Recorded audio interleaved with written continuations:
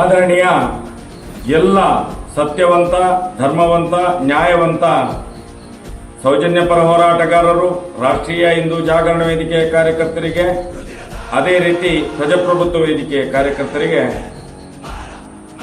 ಇವತ್ತು ಸೌಜನ್ಯನ ಹೋರಾಟ ಮತ್ತು ಆ ಧರ್ಮಸ್ಥಳ ಗ್ರಾಮದಲ್ಲಿ ಅದೆಷ್ಟೋ ಆತ್ಮಗಳ ಮೌನ ಇವತ್ತು ಜಗತ್ತಿನ ನಿದ್ದೆ ಕೆಡಿಸುವಂತಹ ಒಂದು ಕಾರ್ಯಕ್ರಮ ನಡೀತಾ ಇದೆ ಹಲವಾರು ವರ್ಷಗಳಿಂದ.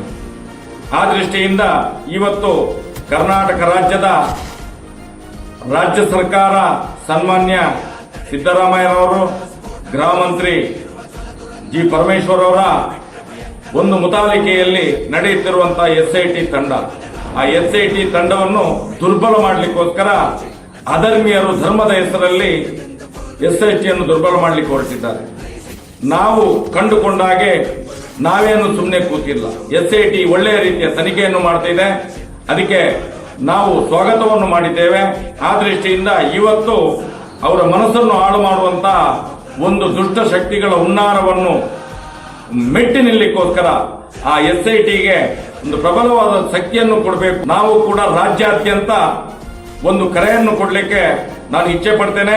ಆದಷ್ಟು ಬೇಗ ನಾವು ಸಮಯವನ್ನು ಕೂಡ, ದಿನವನ್ನು ಕೂಡ ನಿಗದಿ ಮಾಡ್ತೇವೆ. ಏನು ಮಹಾತ್ಮ ಗಾಂಧೀಜಿಯವರ ಶಾಂತಿ ಮಂತ್ರ ಇದೆಯೋ ಅದೇ ರೀತಿ ನಾವು ಕೂಡ ಮೌನ ಪ್ರತಿಭಟನೆಯನ್ನು ಬೆಳ್ತಂಗಡಿ ತಾಲೂಕಿನಲ್ಲಿ ಲಕ್ಷಾಂತರ ಜನರು ಸೇರಿ ಮಾಡಲಿಕ್ಕಿದ್ದೇವೆ ಅನ್ನುವಂಥ ಎಚ್ಚರಿಕೆಯನ್ನು ಕೂಡ ಕೊಡ್ತಾ ಇದ್ದೇವೆ. ಅದರ ಒಟ್ಟಿಗೆ ನಾಳೆಲ್ಲ ನಾಳೆ 16ನೇ ತಾರೀಕು 17ನೇ ತಾರೀಕು ಬರುವಂತ ಸಂಕ್ರಮಣದ ದಿವಸ ಎಲ್ಲ ಸೌಜನ್ಯ ಪರ ಹೋರಾಟಗಾರರು ಸಂಕ್ರಮಣದ ದಿವಸ ಎಲ್ಲ ಮಠ ಮಂದಿರಗಳಲ್ಲಿ, ದೈವಸ್ಥಾನಗಳಲ್ಲಿ ದೇವರ ಹತ್ರ ಪ್ರಾರ್ಥನೆ, ದೈವಗಳಲ್ಲಿ ಪ್ರಾರ್ಥನೆ ಮಾಡಿ ಈ ಒಂದು ಹೋರಾಟಕ್ಕೆ ಶಕ್ತಿಯನ್ನು ತುಂಬಬೇಕು.